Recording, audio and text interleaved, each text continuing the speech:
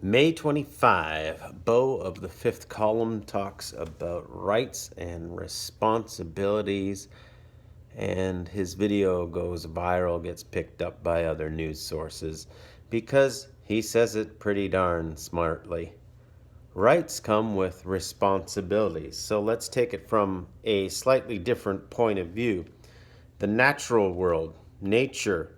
What rights do human beings have in nature? And the only answer to that is you don't have any rights in nature. A volcano doesn't give a damn if you have the right to life, liberty, and the pursuit of happiness. An earthquake doesn't care. Typhoon, tornado, you name it.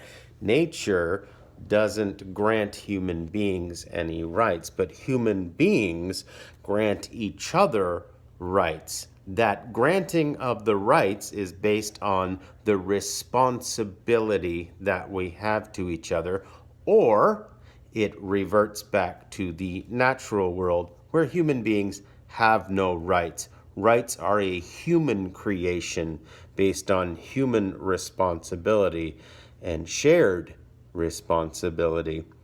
Bo says it quite nicely, and at the end, he adds a little something about a shield, using the poor as a shield. And what he's referring to there, of course, is the right wing movement who all of a sudden, when things are not going their way, they're always making the point, well, the poor are suffering.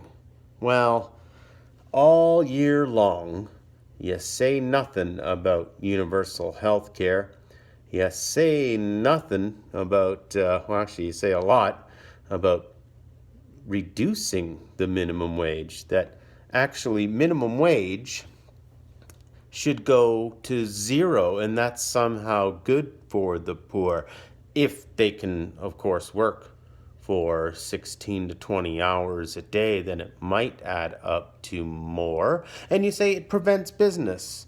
Well, let's say we're at pretty much full employment. Well, then how many more new jobs do you need to create? And do these poor folk need to compete with robots? Gosh, you're asking them to compete in a battle they just might not win. So maybe having a livable wage, which pretty much everyone can understand, if you go out there and work, and you work for 30 to 40 hours a week, you should reasonably expect that you might be able to survive. And the minimum wage in the United States at 7.25 an hour for 40 hours, it's barely enough to survive on in the modern world that we've built. You can't live in a shack down by the river or a van down by the river. You can for a little while, but even a van has expenses. And we have our shared responsibility to each other, including the poor, and lifting them up to a point where they can all participate in our modern world, participate in our economy. It's good for us to have people a little less poor so that they can participate.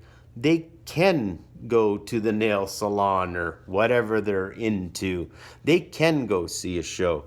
They can go to a restaurant. They can have a meal out. And all of those little businesses are going to need as much help as they can get. And maybe the solution is to give all the poor people a little bit of money so they can participate in a trickle up economy. Those folks on the Republican side of the spectrum, they've never cared about the poor. They are locked into an ideology where you need to be in desperation and fear to go out and get a job. That's not the only human motivator.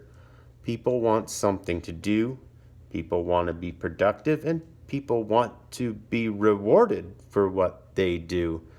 if you go to a workplace and you're not able to get paid enough for your basic expenses, well, yeah, it creates bitterness, anger, and resentment.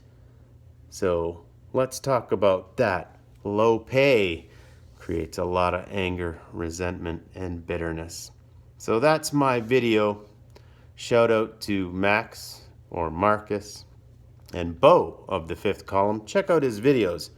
Real smart guy. Thanks for watching. I'm just some guy on the internet, and goodbye.